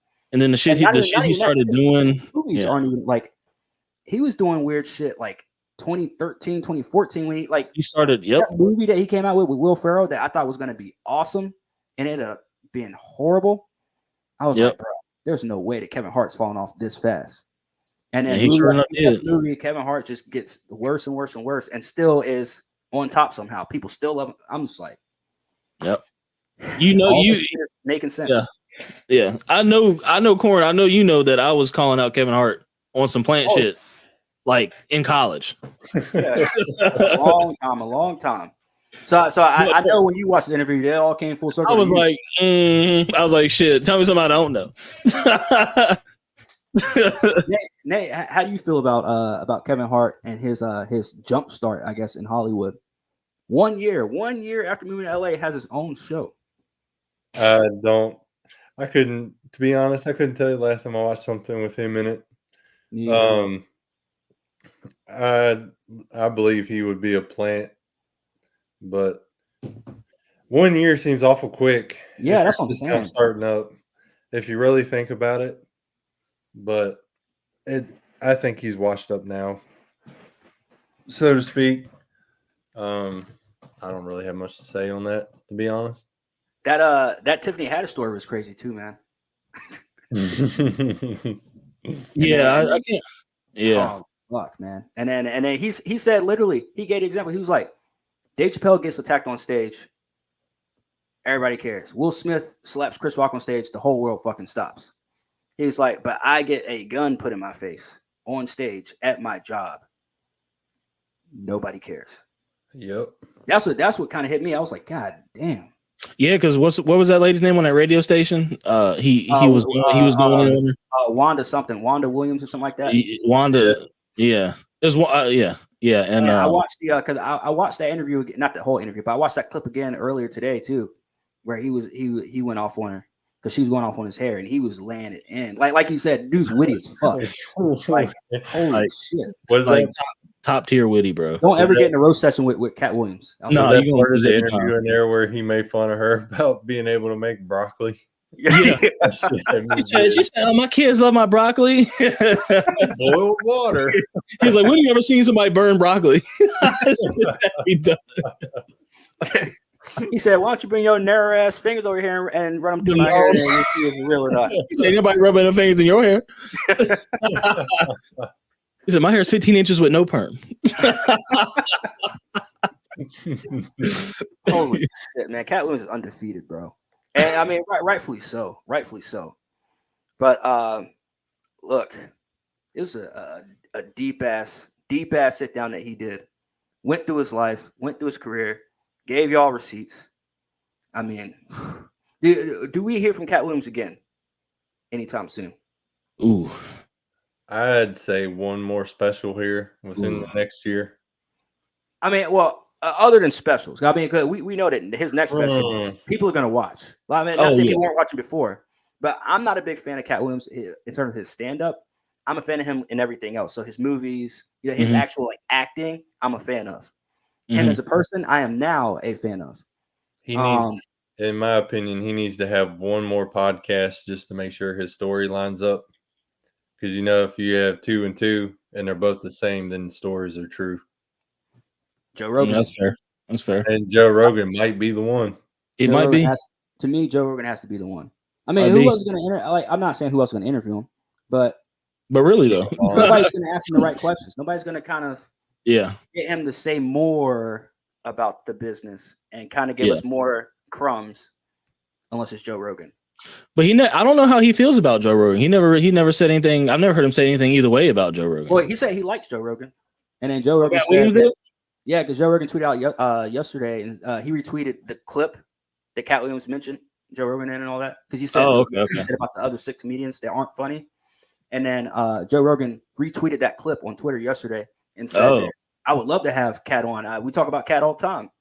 And I'm like, let's fucking Let's get do this it. nigga on there. I need to hear more of this shit, bro. Yeah. I need to hear all this shit that we've been saying. Like niggas been thinking that motherfuckers are crazy. Yep. Until a Katt Williams comes out or Britney Spears comes out and start acting stupid, doing live streams, throwing knives and shit at the camera. Like, and one thing, Britney Spears throwing knives. God. One thing, that Shannon Sharp said on Nightcap, the latest episode last night, he told Chad that he was trying to get that interview since 2022. Yep. Which I also found. He said the end of 2022, and it took a year for that shit to happen. But half of the comedians that he had on there was 2023. In between 2023, in between that time. That's the only reason why I'm like, you know what? I don't want to get too deep into like, okay, Katt is been on some shit lately on like exposures, or let me sit back. I'm gonna wait a little bit, and then you see these comedians come out here, and then he's like, look, I gotta say something. And that's what he said. He was like, look, I sat back all these years, over a decade, ain't say nothing. Yeah. Nothing. And like all these people come out here, all these comedians come out here and say that. Tell these lies. Take credit for this, take credit for that. I'm at this. When he was talking about Faison, when Faison said that Netflix, he said, what did he say about Netflix special? Something about Netflix special. And he was they like, were easy to get one. Yeah, he said they're easy to get. He was like, they're easy to get. How come you ain't got none? He's like, I got 12. How does Faison have? 0. None. I've never been that big of a fan of Faison Love, to be honest. He never is. So he big worm on Friday. Yeah, big worm on Friday, and the shirtless dude from I don't know if you ever seen the movie Money Talks. Probably not, but he's the shirtless dude in Money Talks as well. Yeah. He's good at playing shirtless shirtless characters. That's right. That's like I remember Corn. I didn't even notice that until he said that though. That's the crazy thing. Which is funny. Again, I didn't think about it like that either. But I mean, again, if you're in that, like that's Katt, that's his lane. That's all you. You're gonna see that shit. Facts, man. I don't know, man. He let it spill. He spoke his truth, and that is slowly becoming other people's truth about the matter. And by the sounds of it, he spoke his truth last, right? Because he had everybody else on the podcast before him. Everybody trying to come back and they're calling him mad and bitter. But like I said earlier, they're calling him mad and bitter. But there ain't nobody saying that he lied on them. Exactly. Yep. Ricky Smiley said, "I just wish you the best, man." Yeah. I wish him the best. That's how you know he got him. That's how you know he got him. Ain't nobody denying none of that shit, bro. Mm-mm. That's crazy. That's crazy. Now Cedric is the only one that kind of gave him a little bit of pushback because he said he was like, keep that tough talk stuff on the cast or whatever he said. Something like that. Because he was he basically was like Cedric, he said, if I see him before I see you again, just know he's gonna have a different tone or something like that. So and he's like, and when he sees you again, you're gonna know that he's gonna come in with a different fucking energy. Yeah. You're gonna know that I saw him before he saw you. Yeah. That was some tough talk. And let's not forget, put that line in a fucking movie. Yeah. And let's not forget, Katt Williams did get whooped up on by that little kid. Let's not forget that too. I thought that's what they're gonna mention. But the funny thing, here's the weird thing. I thought when that happened, because there was this whole not persona, but there was this whole thing around Katt Williams that he was crazy, he was on drugs. Mm-hmm. For him to come out and say, "I never did a drug in my life," I'm sitting here like, damn, like we sitting here judging this dude because literally every time I think of Katt Williams, other than his infamous stand-ups, Pimp Chronicles, was it Pimp Chronicles? Yeah. Pimp Chronicles. Yeah. Most famous one. But like when he was doing all that, I remember him from that. I remember him from, Friday After Next, First Sunday, all the movies that he did. Yeah. He was on an episode or two in Atlanta as well with Donald Glover. But other than that, it's like, I haven't really thought about Katt Williams that much. I don't really fuck with his stand-up too much. But bruh. Now I'm like, all right, maybe I have to go back and watch some of these stand-ups because maybe he is saying some actual, because I don't ever remember him saying any real shit in his stand-ups. His World War III stand-up he did. If you listen to back, his newest one he did on Netflix, World War III, he did say some real shit in that. Okay. If you haven't seen that, definitely watch that one. Yeah, because I got two. I gotta watch the Ricky Gervais one, and I gotta watch this one.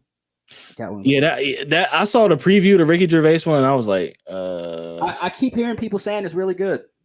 But Everybody keeps talking about Dave Chappelle, and everybody keeps talking about Dave Chappelle and Ricky Gervais, but I'm like, that Ricky Gervais one. I mean, that Dave Chappelle one. Dave Chappelle one was a miss for me, bro. For me, man. It was a miss for me. Did you watch that, Nate? The Dave Chappelle stand, the newest one. The newest one, Watch it, but for me personally, it was a miss. He did it in DC too. Did he? Yeah. I might. For me, it was. I'm off tomorrow. Yeah, definitely give it. It's short too. Like it ain't but 45 minutes, really. So I mean, here's one of the last things I do want to say about this whole thing, though, is especially when he touches on the whole Hollywood thing and being behind the scenes and exposing them all their secrets and shit. Well, not all the secrets, but pretty big fucking secrets, if you ask me. Look, Hollywood was built on this, right? It was built on everything that he said. It was built on. Yeah. The thing is, why aren't actors and actresses fighting about that? Why aren't they? Now I know why, because you have for every Katt Williams and Dave Chappelle and who was the other dude that he said? It was the white dude that he said Vince Vaughn. For all these guys, there's 100 more people right behind them in the door, outside the door, wanting to get in. That's the only reason why I don't think this whole Hollywood agenda shit is ever going to change, because you see how people act that aren't even celebrities when it comes to clout, when it comes to money, when trying it comes to get opportunity, ready to do whatever it takes, literally. Yep. But see, it ain't going to change. Yep. Now, but yet you have the Taraji P. Henson. This is why I agree. This is why I disagree with them. The whole Taraji P. Henson ordeal with coming out and saying, "Oh, we're not getting equal pay." Like, fam, again, you're talking about contracts. We're talking about fucking contracts when we should be talking about the stuff that you had to do to get these jobs, the shit you had to put up to get these jobs. Wanting to get up to that next level in Hollywood, wanting to get a producing job or a director slot. Now we know what you got to do to get in the Paramounts, the Disneys, all that shit, bruh. Yep. And he didn't really say anything negative about that to me. He just was like, when Shannon Sharp asked him about it, he was like, imagine you putting in all this work and, you don't, you're at the top of your game and you don't get your fair pay. He was like, how would you feel? Like, he didn't really say anything that was like, she's bullshitting or whatever. At least not on this particular podcast, not with the Shannon Sharp joint. But I think he had said something in the past, back in the day, when Kevin Hart and her were on the Breakfast Club. Oh yeah. But this time around, he didn't really go at her, in my opinion. Oh no. You're thinking of Tiffany Haddish. Oh shit, that's right. I'm thinking Tiffany Haddish. My bad. Yeah. But no, because Taraji they both run together. Came out and said the whole like gender. She like, I'm a black woman, I don't get paid enough, and to me, I don't. You know me. I don't use that as an excuse. I'm sorry. Yeah. Like, I just look. You for every Taraji P. Henson, you have a Mary J. Blige is getting money. You have Cicely Tyson who's getting money. So Viola Davis. I mean, we can go all day with this. Keke Palmer. Like they're getting their bags. So what the fuck? You know what I mean? You can't say I'm a black woman and that's the excuse. I'm sorry. That's just me personally. But that's what they want to focus on. That's what Hollywood wants to focus on. They want everybody, all the actors, all the puppets or puppeteers, whatever, to focus on the money rather than focusing on, okay, I can get this opportunity. I can be the director over here or producer over here if I just work at it. If I just get residuals. And that's what Katt Williams was saying. Katt Williams was saying that the whole cast, he was saying, look, you can't go off of anything or take anything from me because all it is hard work. Yeah. Not once did he say, I had to do this to get this. They presented this to me to get this much. But I said, no, fuck you. Still got in the door over there still. Yeah. Looked around and I saw everybody else what they had to do to get in. I knew what they had to do to get in, but I didn't. And then I go back over here and I'm making twice as much because of the hard work that I did. Yeah. And he's like, I'm trying to get my people to make $300K a night. Let me fuck around and make $300K a night doing something I love. You know what I'm saying? Facts. All facts, man. And still have my soul intact, especially shit. your morals, your soul. Because Shit. at the end of the day, you could do all this shit. Because I know plenty of people that'll go out, money, people, even people I work with. Oh, shit, give me $50 to do this. I'm sitting there like, y'all just run into the money, man. Just run into the money every time. Motherfuckers do something strange for a real little piece of change. Yeah. Yeah. And he said, you the only one that got to lay at bed at night. You put your head down at night and live with yourself. Yep. Yep. That's between you and the man in the mirror. if you don't like who you look at in the mirror, it's gonna be a rough one. It's gonna be a rough life. It's gonna be a rough one. Mega facts. And we're starting to see it. We're starting to see celebrities freak out. We're starting to see normal people freak out. Yep. Like you said, 2024. Everything happens. Oh, secrets are getting exposed. Wait till we see what come out about this damn government. It's going there's going to be more. Yeah. You can guarantee that. And when you already have, look, I can't say half the nation, but there's a lot of people on the internet. We have pretty much all the internet knowing and waiting on a list from the government about some fucked up shit. We have a serious fucking problem in the world. Yeah. Yeah. When people are literally saying, "Oh, they delayed it for another 22 hours," and I'm sitting here like, "Well, what the fuck do you think that means?" Right. We shouldn't be waiting for a list in 2024. Right. For a list that was compiled in 2018. What the fuck are we doing? What are we focusing on? Yeah, that's a good point. That's a very good point. Which why I ain't been putting too much stock in the list. I hadn't even looked it up. If you want to be real, I ain't looked up to see who was on it. Because again, I already know what it is. It's the same motherfuckers. Mm-hmm. It's just the same crusty ass motherfuckers. You know what I mean? Same type of motherfucker. And apparently Zuckerberg's on that list. They had a mock one out. Yeah, they've had fake ones and all that shit. Yeah, that's why I don't put any stock in that shit, man. My thing is too, like, again, it was a jet. Like I can't. You can't say that everybody was on that list was doing some nefarious shit either. Like so the list got to come with the court scripts as well, like it did with Bill Clinton, like it did with Stephen Hawking. You know what I mean? They even had some shit about Trump in there and was like, no, Trump wasn't even about the shit. Mm-hmm. Like they all he has is a picture with him, right? And that was here in something like that. Yeah. So like, I'm only taking the list with a grain of salt because anybody could have gone out there and done whatever the fuck. Mm-hmm. You don't really know, and I don't really care. But if it's gonna come with court scripts of oh yeah, such and like Bill Clinton, oh yeah, he liked them young, and Stephen Hawking, like the shit drawing the shit on the board, that was extra for me. Yeah. But it was said so. Also fucking they had like a magician on there, like one of the David Copperfield. I ain't seen nothing about David Copperfield in those scripts, in none of them court scripts. So far as I know, he was just on there chilling. I mean, who knows, So it's all to get a reaction out of people. Exactly. That's what it is. Exactly. And people and what are people gonna do? Boycott all them people? Then you're not gonna watch no entertainment? Is that what you're telling me too? Because I don't believe that either. Yeah, me either. I would look for somebody that literally spends like almost all their time and just nose deep in entertainment. I don't know what I would do without entertainment. So, but again, there's certain things that you have to kind of limit yourself on. Like there's certain things I'm not gonna sit there and watch because I'm like, I don't like that person, or I don't like what the fuck they're doing. Like there's this one movie coming out this year about some Epstein-esque type shit, and people are normalizing it. So I'm like, y'all miss me with that fucking bullshit, man. Like I'm not performance of the year and it's gonna be an Oscar performance, and then you realize what the story's about, and you're like, I'm not with that shit. Sorry, but that's what they're doing. So they're saying they're coming out with a list, but Hollywood's still putting out movies trying to make you fall in love with those same acts that you're saying are on this list. So yeah, bro. Like that's how you know. That's how you know they're just toying with people at this point. Yep. I'm not playing around with that shit. Yep. Sorry. Mark says, facts. Once the list came out, I couldn't find access to it, and I remember that Epstein was using the list to blackmail people that were all in the jet. I'd rather look at the island visits, to be honest. Facts. Yep. Absolutely.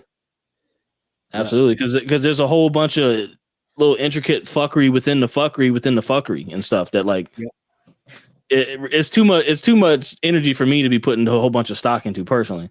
Yeah. So all I can go off of is who, like Mark said, who's at the island, who was spoke on in the courts. You know what I mean? That's the real. Like, I'll just look at that, and the list is the list. You know what I mean? Facts. So, and I mean, the also like the pilot of the plane was on the list, obviously, because I mean, it's flight logs.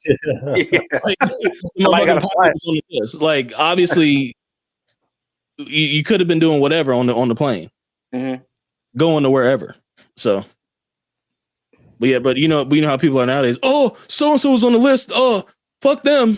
Like, you just want something to be mad about, something to be upset about, which is what they want. Which is what the big brother government wants. That's why they said, you know what, we were supposed to release this then, but now we're gonna wait till 22 July. I mean 22 January. Like, holy fuck. Man. Yeah. And then everybody's like, we're waiting. Like, you literally have people on live streams waiting on lists. Like, I'm like, bro, we are way beyond doomed. Like, we are way beyond doomed as a society, bro. Yeah, bro. Everything people want to do for money, people want to do for clout, people want to do, like, I get it. I'm doing a live stream about the interview and everything. I get it. But at the end of the day, I'm not doing this shit to get clout or no shit like that. Just sitting here talking about it because it was interesting. But for real, yeah. At the end of the day, man, people are going to do what they want to do for money. And unfortunately, Hollywood is the biggest, like, it is the biggest fucking fraud company in the entire world, I think. Yep.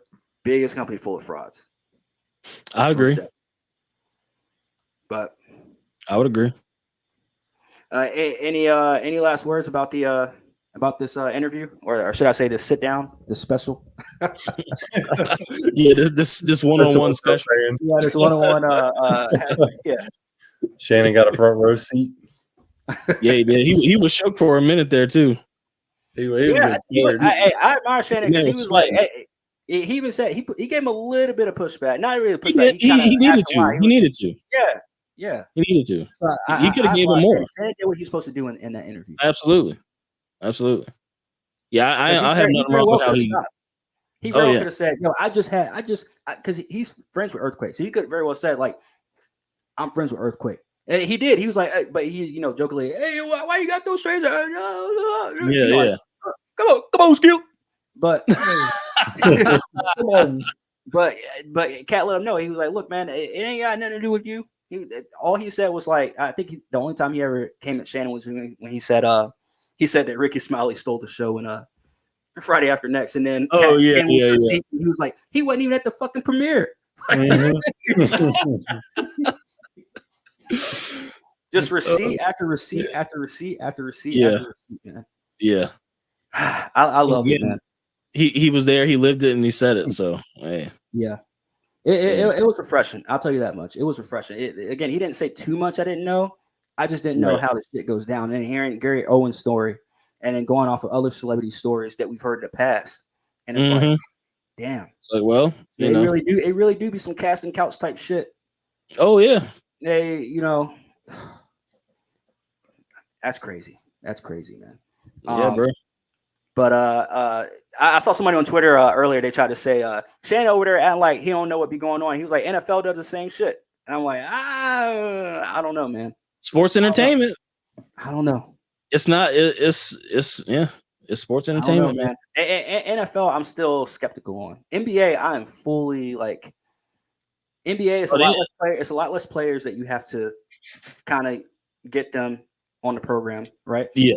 NFL, I've met former NFL players before. Like I've had conversations with former. Like I don't know if that'd be kind of hard to get 53 dudes to kind of keep silent on anything. So that's 53 times however many teams, Yeah, that's why I'm like, I don't know if NFL is. I mean, we've had a couple dudes that we went to high school with, that we played in high school with, that at least go on practice squads. Yep. So. Yep.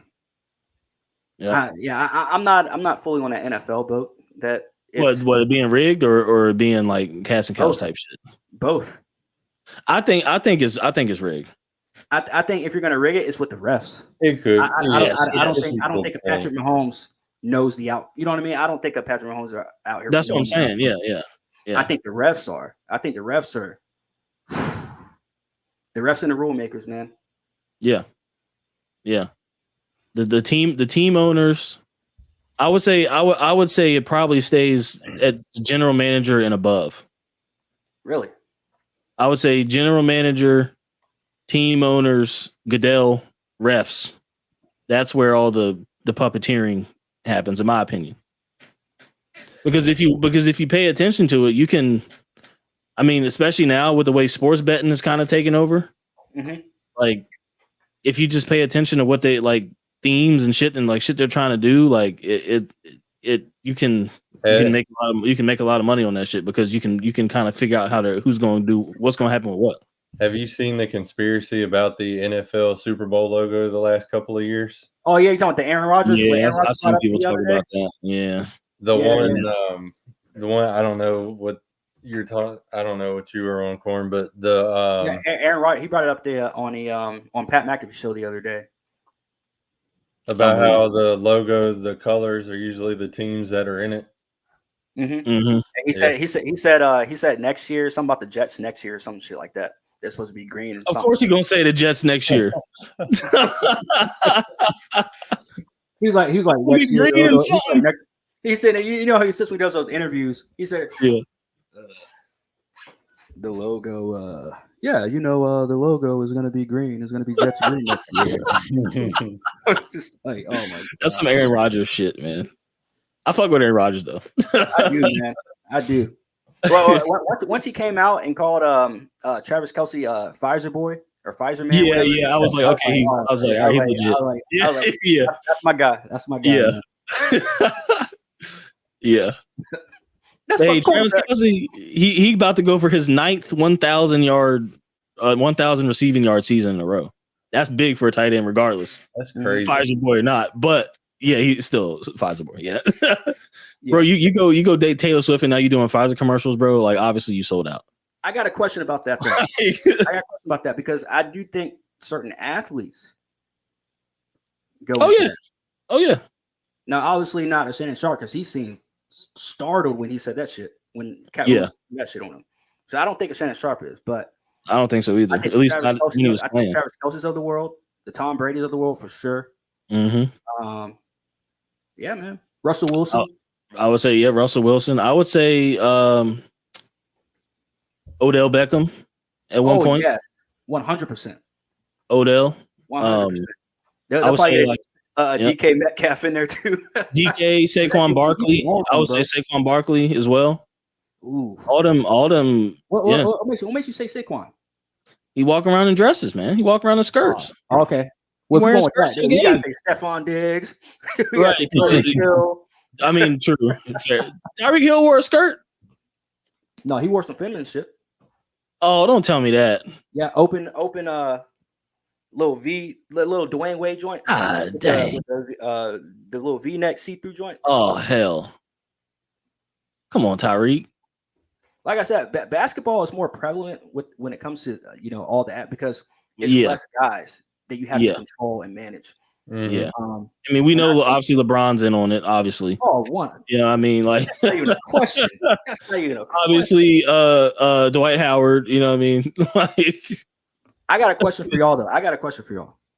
Because last night during that, I don't know if you watched the whole nightcap that they did last night, Jaron, but I only listened like 20 minutes, the first like 20, 30 minutes. I was on the way to work. Shannon said that he wanted to get Obama and LeBron and Denzel Washington on. Bruh.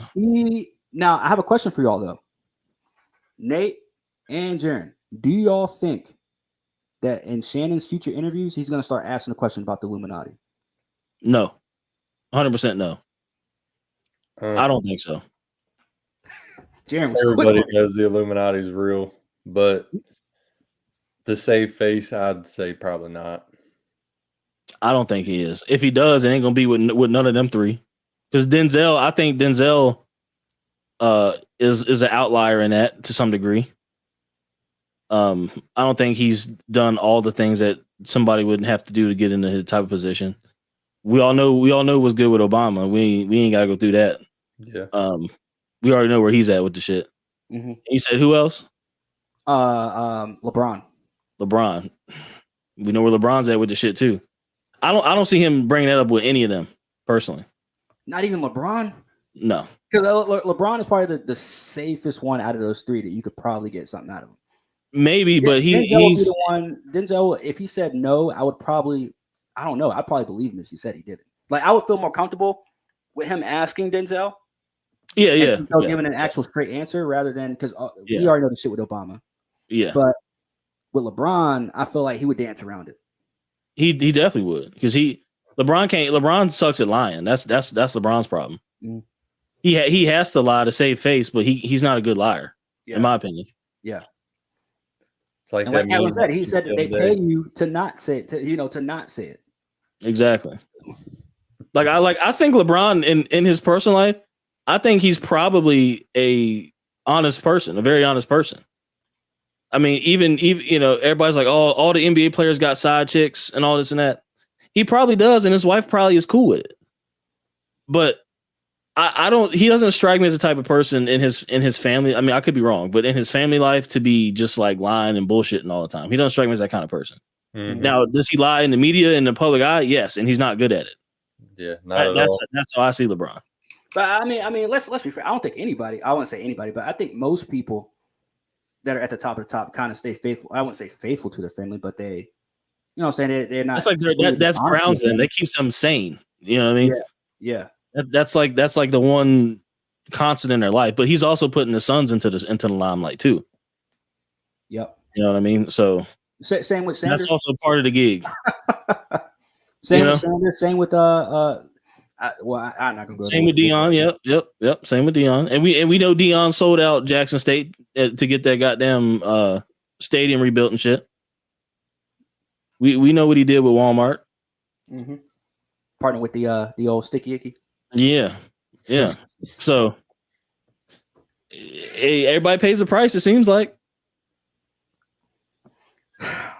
Look, it's gonna change the. I feel like this interview right here is gonna change the landscape for podcasting for interviews. Oh, I'm telling you right now, because if Shannon's not gonna ask these questions, people are other podcasts are, and you know how everybody wants to do everything for clout now. So exactly, if they ask that question and somebody says no, like I'm not gonna answer that, or they dance around it, guess what? People are gonna notice. Yeah. So yeah, especially now, you know. Yeah. 5 years ago, probably not, but now, yeah. This is going to be the year the whole secret stay, and it's going to be done on the very thing we're fucking streaming on right now. That's fair. That's what I think. That's fair. Because everybody's hungry now for that the old truth tellers now in Hollywood. But they want to be entertained when they're being told it, though. That's the thing. It can't be boring. It can't be like just straight, you know, like even Katt Williams was very animated and very comedic with the way he was dropping it. So it's got to be who he is. Exactly. But I feel like if you have a Chris Tucker, like I'm just using Chris Tucker as an example because I can't really think about it. But let's say a D-Ray Davis or somebody, right? That comes out and says D-Ray too. that's on a podcast and they say, "Yo, yeah, I got approached doing the same." It's been not even 48 hours, maybe 48 hours. You already had Gary Owen come out and say some shit. You had some other white dude. I forget who it was. But he was who was it? God damn it. I don't know. But you already had at least two people that I know of already come out and put on a whole fucking video saying that they got approached to do some shit in Hollywood by the powers that should not be. Yeah. So, and that's only been 48 hours. So I can't imagine what's going to happen in the rest of the 11 months of this year where everybody's going to be hungry. And you got people that have access to a whole bunch of people like that. Everybody thought Charleston White was crazy until Katt Williams comes out and says, "Yo, exactly," pretty much confirmed everything. So, yep, it's gonna be a wild year, man. It's gonna be a wild year. Yep. But any last words about this? About Katt Williams and this whole thing? Nah, man. I mean, that's why you got to be comfortable. This way, got to know who the fuck you are. Because if there was any theme to that, it was you better know who the fuck you are and be on your shit. Because if the opportunity were to rise for you to get some sort of leg up and compromise yourself, you could end up or you could end up as a Katt Williams story. You know what I mean? You could end up doing some shit you might regret, but you got a little bit of money in your pocket. So, yep. You know, it's cool temporarily and shit, but no, my thing to take away is make the right sacrifices. Yeah. Just make the right sacrifices. That's all you got to do. Yeah. Prioritize it, because you got a lot of people that say, "Hey, man, I got a wife, I got kids. Maybe I do need to pull my pants down and bend over because I'm gonna get that 250 mil." Then what? You know, sign that $300 million contract. Yeah. God damn, man. God damn. You know what I'm gonna do? They pull up on me with that shit. If you don't get that bullshit out of my face, bitch. That's what I'm gonna do. Yeah. I have no problem going back to being poor as shit and still having my integrity. I'm cool with that. But absolutely.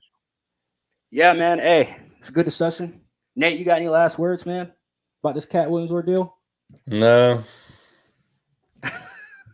So, we said it all. Not much. Thank you guys for coming on, man. Thank you for coming through. Great discussion. Glad we had this discussion. It was awesome. It was healthy. Yeah, for sure. Make sure you guys hit that like and that follow on Rumble. Make sure you guys hit that like and subscribe on YouTube. Per usual, this live stream on YouTube is gonna go private, but you guys can go on Rumble and catch the replay. I'm probably gonna make a couple clips of this. Jaren had me weak this one, so I'm gonna. But yeah, man. Hey, thank you guys for coming through. It's your boy Corn. For sure. Thanks for having us, bro. It's Big Nate. Oh, and Sunday, Nate, I don't know what you're doing, but Jake and I are doing a wrestling podcast. We got a lot to talk about on wrestling. So I don't know if you want to do anything Sunday evening in wrestling, but I am doing a wrestling podcast Sunday evening. Let me know what time, and I'll see if I'll be around. I'm not sure what I'm doing. I bet. So make sure you guys stay tuned for that as well. That's on Sunday evening. Time is TBD. But yeah, we're out of here, guys. Peace.